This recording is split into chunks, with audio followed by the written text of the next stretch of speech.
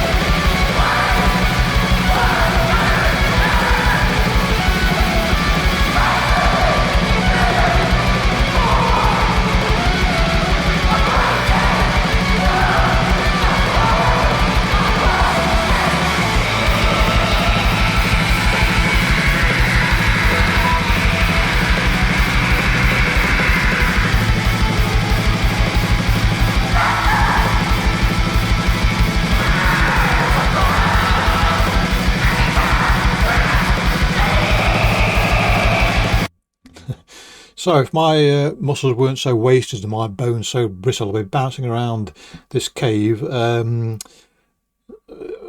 rapidly, resulting in the need for a paramedic to see to me. It just fills me full of glee. You just want to get up and dance around and thrash about, and it is full of life.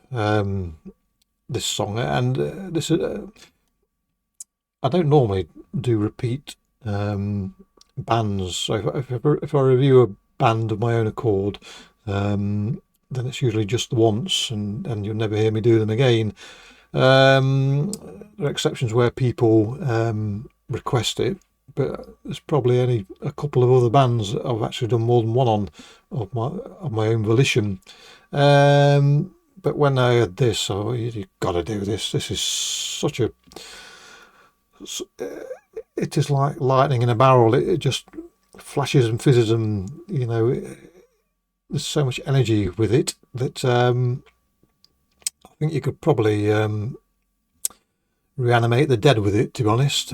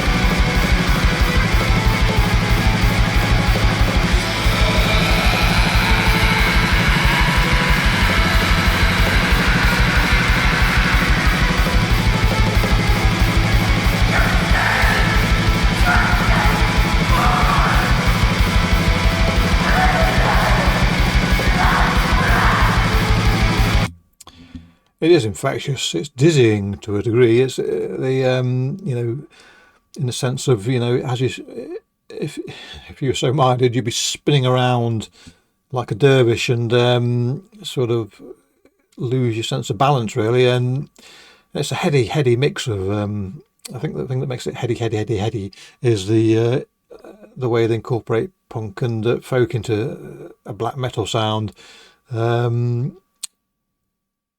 and it's not easy to do effectively, that isn't, to make that sort of infectious, sort of effervescent sound when you mix those punk and folk easy. You get that, you can do it easily.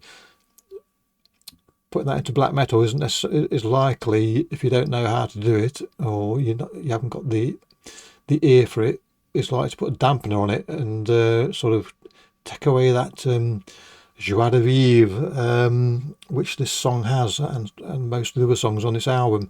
So it is expertly put together, this, and I suppose it's because it's from the soul here. There's no contrivance or sort of artifice. It is from the heart, maybe rather from the soul. But as I say, it's such an affirmative sound that you can't fail to be taken along with it.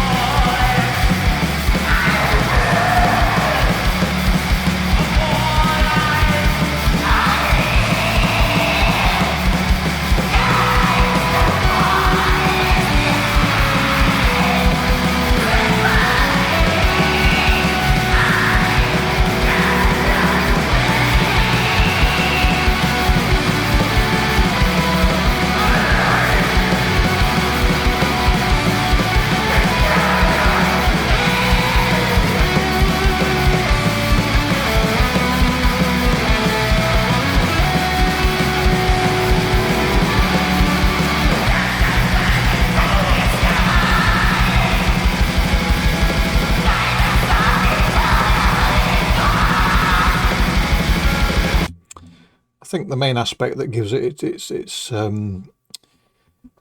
sprightliness is and I don't know, I'm shit with recognising some instruments, but the lead melody, I don't think it's a guitar.